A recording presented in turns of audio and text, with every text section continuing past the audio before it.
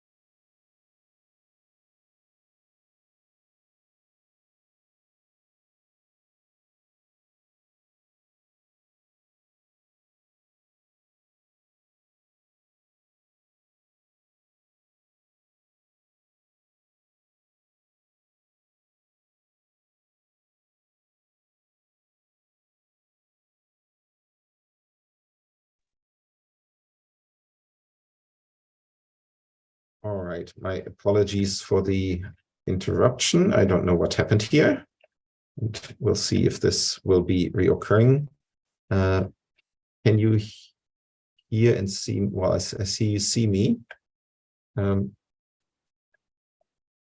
unless I get a different indication,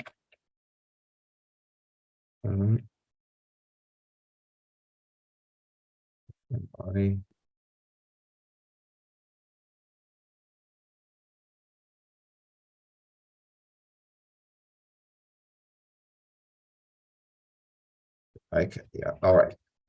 All right, so then, no, wait, why am I not sharing here? All right, so now we should be seeing everything again.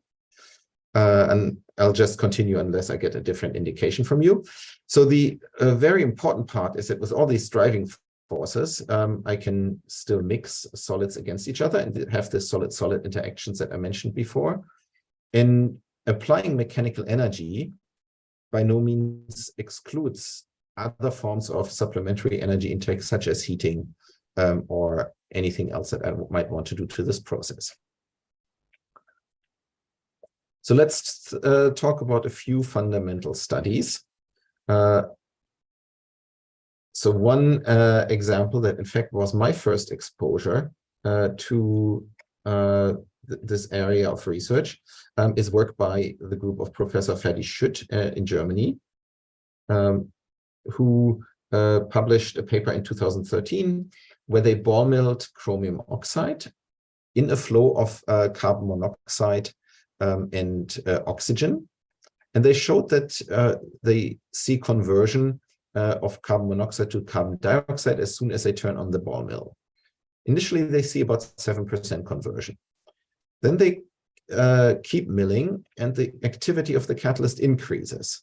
So this shows that continuous impact is generating sites that are catalytically more active than the original chromium oxide was. When they turn off the ball mill after 10 hours, they lose activity or reactivity very quickly, which means that in addition to this restructured catalyst, they do need continuous energy impact, which you could rationalize as localized heating for this reaction to be sustainable and to occur. When they turn the ball mill back on, they get most of their reactivity back, but some of this very active sites that they had generated in 10 hours of milling have relaxed to a more stable and thus less reactive surface of the catalyst. So this work very nicely illustrates how restructuring can have a significant impact on the activity of mechanocatalysts, but also that continuous impact is needed and very much necessary to provide energy for this reaction to keep occurring. So my group was interested in learning more about these mechanochemical hotspots. And for this purpose, we performed a very detailed analysis. On the top, you see a movie of a stainless steel ball in a plexiglass milling vessel that we made that has the exact same shape and dimensions as the stainless steel vessel that we would normally use.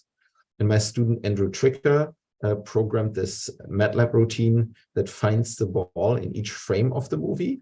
And so we can automatically determine the speed over time curve. If you know speed, you know the kinetic energy of the ball. And whenever the kinetic energy changes, you have an energy transfer to the environment. And that's the energy that we can work with. Now, some of this energy is consumed in an elastic collision to make the ball move back in the other direction.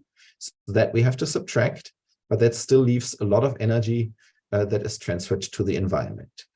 And so with that, we can build a three-step model. We can model the collision, and we can model how much energy is transferred to the environment. We measure the rate at which heat is dissipated from the calcium carbonate bed that we used for this particular study. And when you know all of this, you can think of every collision as a transient batch reactor. The volume of the reactor is whatever volume of powder you're hitting. And the time scale of the experiment is however long it takes for the heat that is imparted in this one event to dissipate to the environment. So it's a very short existence of this batch reactor. And when we approach the process this way, we can model what individual events are happening, and we calibrated that for the decomposition of calcium carbonate to calcium oxide and calcium and carbon dioxide, because we can very nicely measure the rate at which we form the CO2 by flowing an inert gas through the ball mill and detecting CO2 formation with a mass spectrometer, and that you see on the right here. So depending on the milling frequency, we get different rates of CO2 formation. And if we then assume that calcium carbonate was heated to a specific temperature to thermally make CO2 at that rate, we get to quite impressive temperatures, 784 to 854 Kelvin.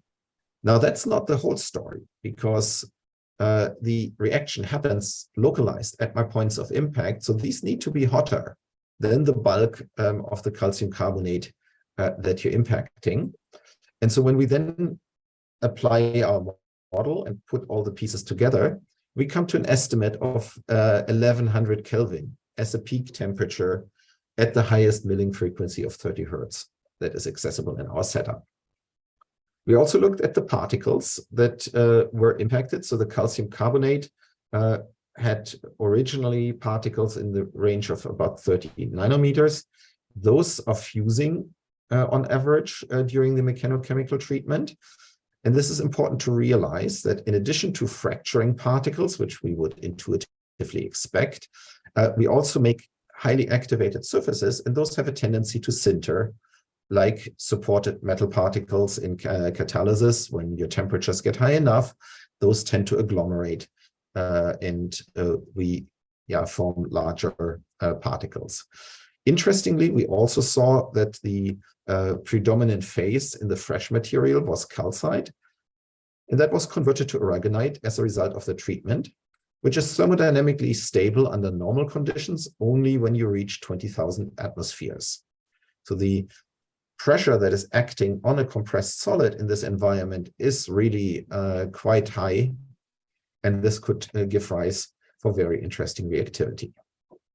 So let me transition to talk about reactivity. The first study I want to mention is work that we did on ammonia synthesis, where we ball milled transition metal nitrides, in this particular case titanium, in an atmosphere of nitrogen and hydrogen. And then we can measure ammonium formation in the vessel or with an MS downstream from our reactor. When we follow the fate of my titanium in these conditions, we see that it's sequentially converted to a nitride. So the diffractions of pure titanium metal are those labeled with a dot. And we see that milling forms additional diffractions annotated with a star, and that's titanium nitride. And the conversion becomes very high once you get to the longer milling times of 4.5 to 6 hours, with a little bit of the original diffraction from the titanium metal present. Now, XIII only probes crystalline phases, so we also wanted to see, is this corresponding to the whole material? And for that, we went to the beamline at Brookhaven, and we measured X-ray absorption spectroscopy. And in this case, we see that, yes, the material is almost completely converted to the nitride phase. We see that the characteristic pre-etch feature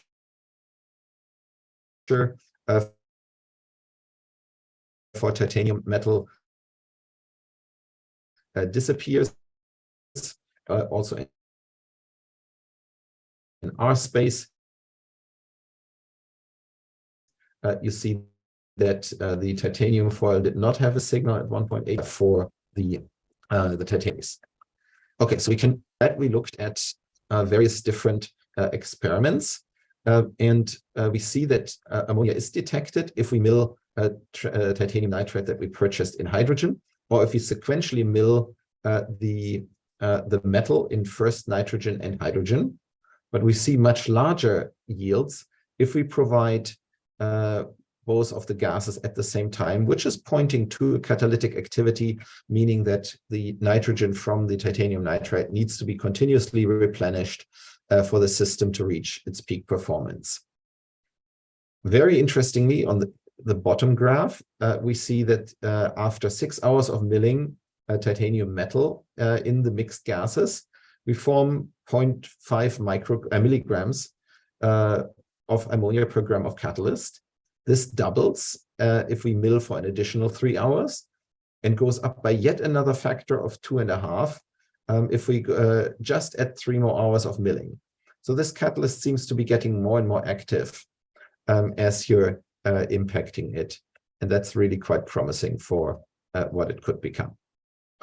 We also measured ammonia formation in temperature programmed reduction of titanium nitride and see that that happens above 600 degrees. But at the same time, we saw that the rate at which we're making ammonia is thermodynamically only feasible if we are below 230 degrees. How can both of this be true at the same time? They don't happen under the same conditions. So the proposed reaction mechanism is shown on the right here. So I have titanium metal that I convert to titanium nitride. If I keep impacting that, I activate the titanium nitride and I make an excess nitrogen species on the titanium. These excess nitrogen species are, can be formed because at the point of impact or directly after the impact, I have a very excited surface, a hotspot, if you will, and that can activate N2. Now, thermodynamically, I could not make ammonia because at those conditions, we're equilibrium limited. But over the course of the next few hundred milliseconds, my hotspot will decay. And as it decays, I'm passing through a temperature regime where hydrogenation of these unstable nitrides and ammonia synthesis are kinetically and thermodynamically viable. So we cleverly use non-steady state conditions that are matched to the needs of this reaction so that both steps can occur under conditions that are advantageous for that half of the catalytic cycle. Let me shift gears and talk about plastics conversion. So here we have a solid feedstock that we are producing in very large quantities. And actually, when you look at a study that was published 5 years ago on the fate of all plastic that has ever been produced, we see of the plastics waste, only 9% are recycled right now, with 78% being either landfilled or end up in the environment. And this is a huge environmental problem that we keep accumulating. So we need to find something to do. What I want to talk about is strategies that we have developed for 3 of the most common plastics, namely polyethylene, polyethylene terephthalate, or better known as PET, and polystyrene, shown with their respective contribution to the market of non-fiber plastics on this slide. We'll start with PET. PET is a polyester, and that is chemically a very thankful task because we have these ester groups that we can bind fairly readily, and we can develop a dedicated chemistry that allows me to cut these bonds and isolate monomers with relatively high selectivity because all the other carbon-carbon bonds in your feedstock molecules are very different from the ester linkage.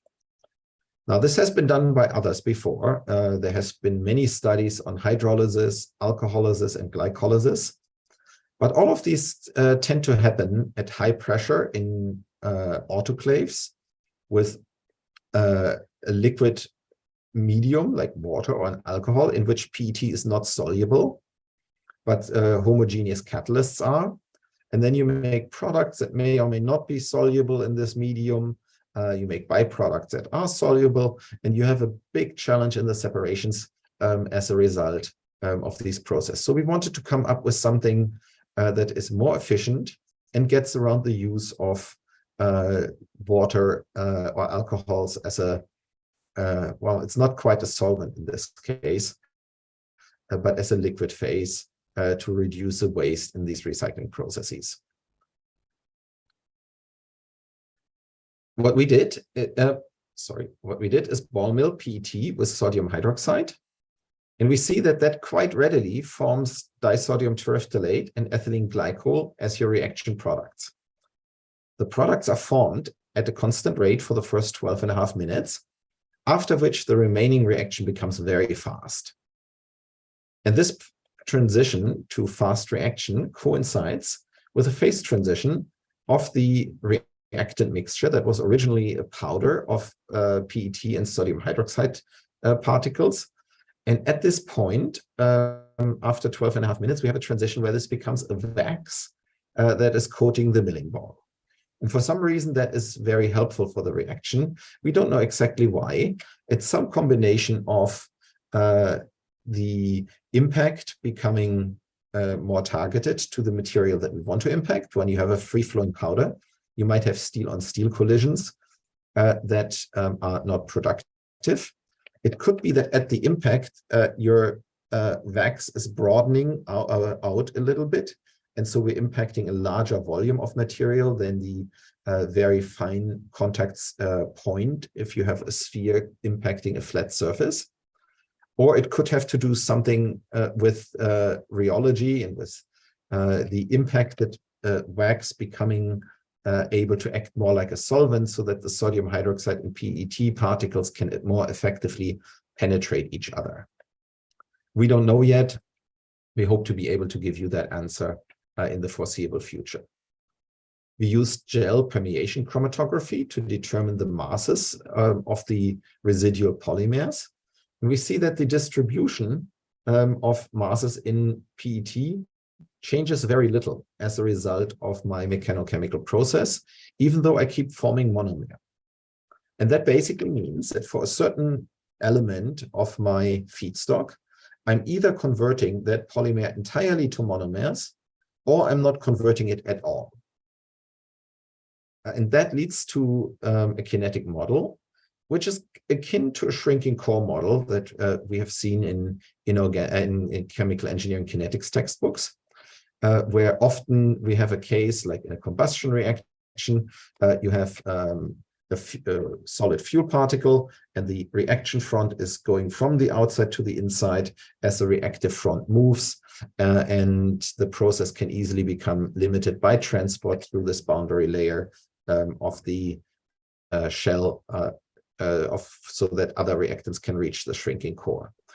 In this case, it's not quite the same geometry, but it is a penetration of the sodium hydroxide into the PET particles or vice versa that effectively leads to the same kinetic phenomenon, with the total amount of energy to create these interfaces being the limiting factor in the process. Now, we did want to understand a little bit more about the reaction environment that we're causing. And for that, we started looking at individual impacts with an infrared camera. And that's shown here. We built this ball drop setup where the steel ball can be attached to an electromagnet at a specific height. When we're ready, we can release that and we can impact a target, which in this case was a PET film coated with sodium hydroxide. And in 6 seconds, you will see the impact with an infrared camera that can measure temperature maps. So this is a very quick event.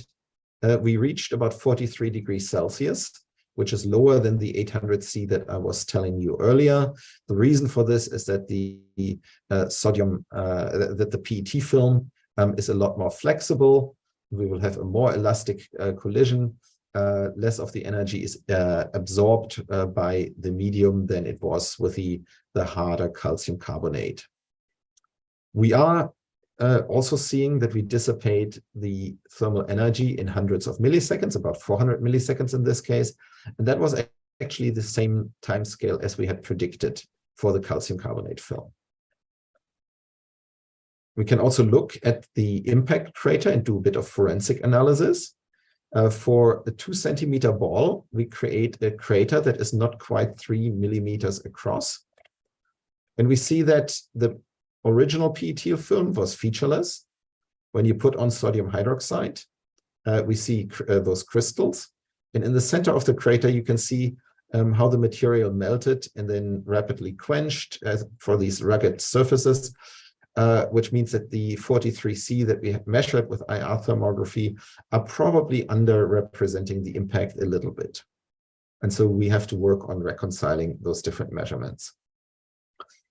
With increased understanding of these environments and these collisions, we want to start modeling ball mills from the bottom up. And for that, we collaborate with my colleague Fani Bukovala, who generates discrete element models. In the left, you can see a movie that looks similar but better to the one that I showed on one of my earlier slides, with improved lighting and a better camera. We can do image recognition of the moving balls quite effectively.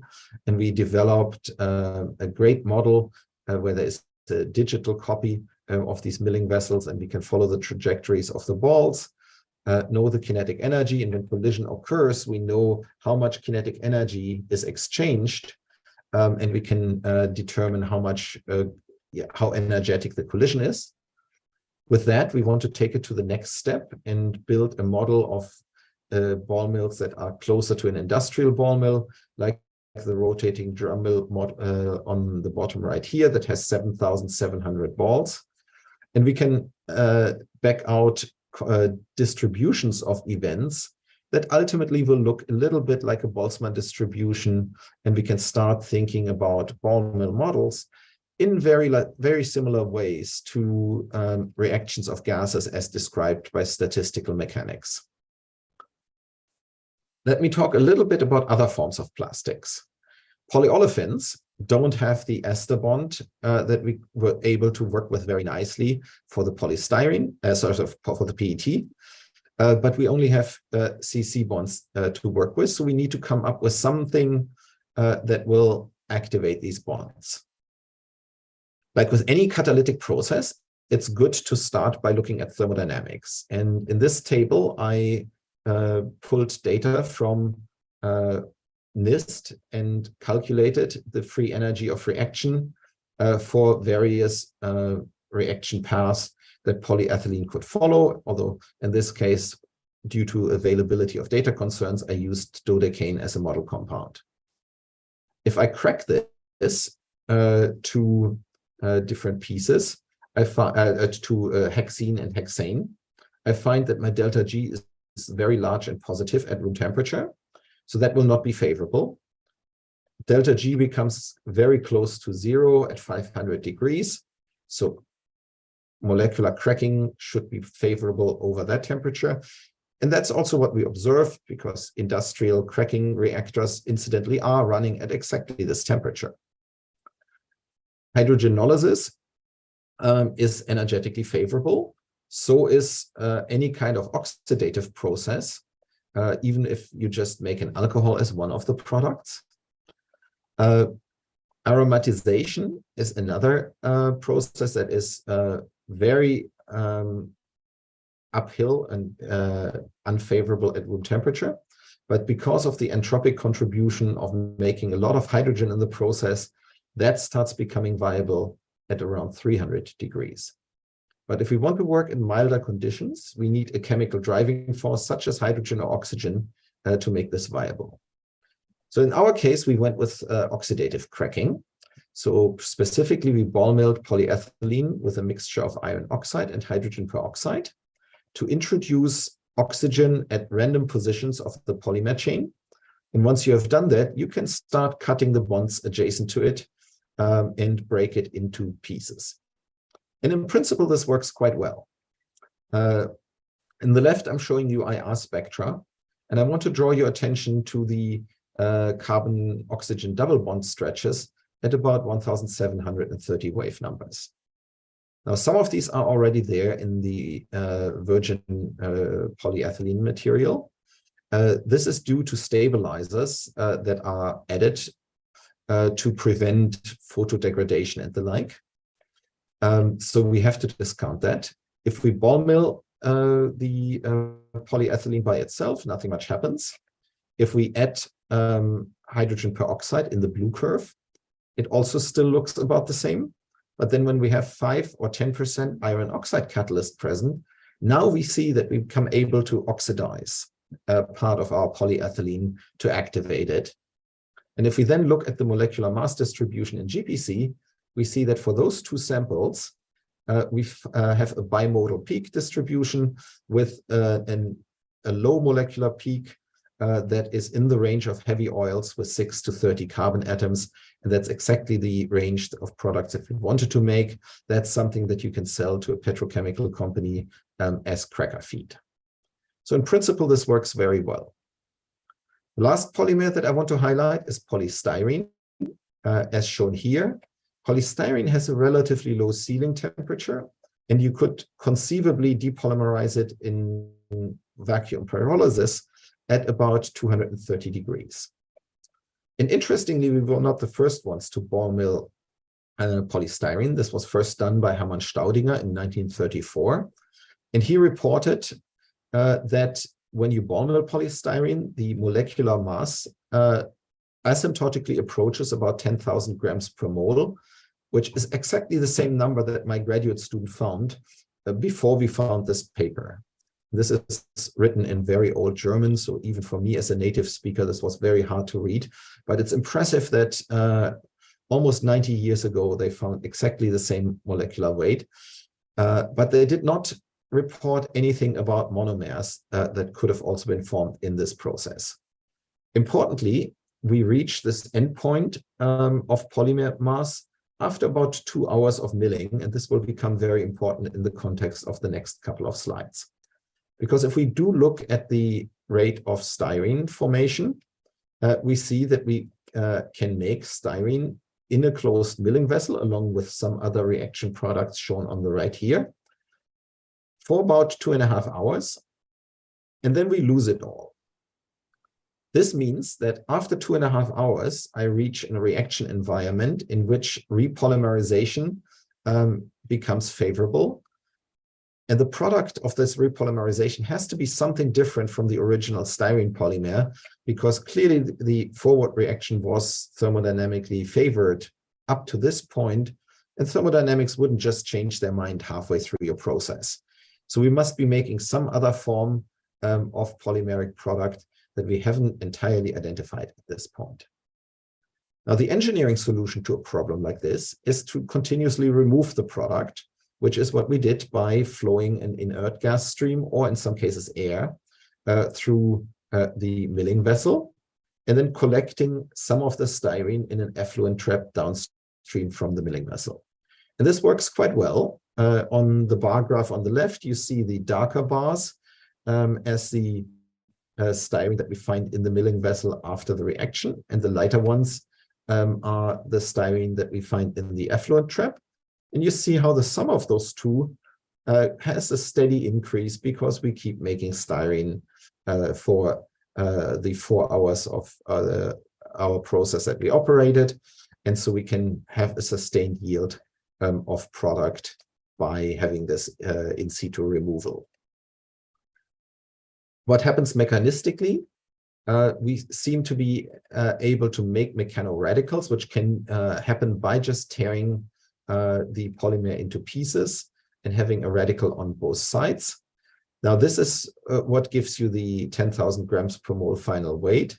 And so there seems to be an entry point to radical chemistry, but since we can sustain the production of monomer beyond 2 hours, there has to be another entry point as well. Once we have these mechanoradicals, they could disarm themselves by disproportionation, making an olefin and an alkane, or we can have our desired depropagation reaction where monomer is being emitted and you make a smaller radical. So with that, let me come to the conclusion. I hope that I was able to show you how collisions in ball mills can create unique reaction environments that allow us to do really interesting chemistry. We can use short-lived hotspots to activate nitrogen or other very stable molecules to then do chemistry with them like we did in the ammonia synthesis.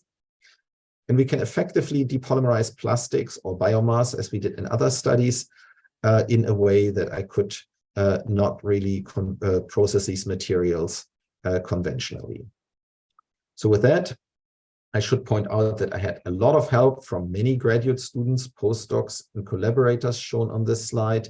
as well as generous funding, primarily from internal fundings at Georgia Tech, Department of Energy, and the National Science Foundation.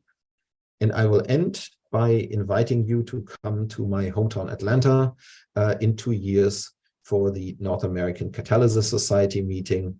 And I hope that we can discuss exciting work in person at that opportunity. With that, I will gladly answer any questions that we still have time for, and sorry for technical difficulties to the extent that they were caused on my side. Thank you for your attention. Thank you, Professor Sievers. We are open for some questions.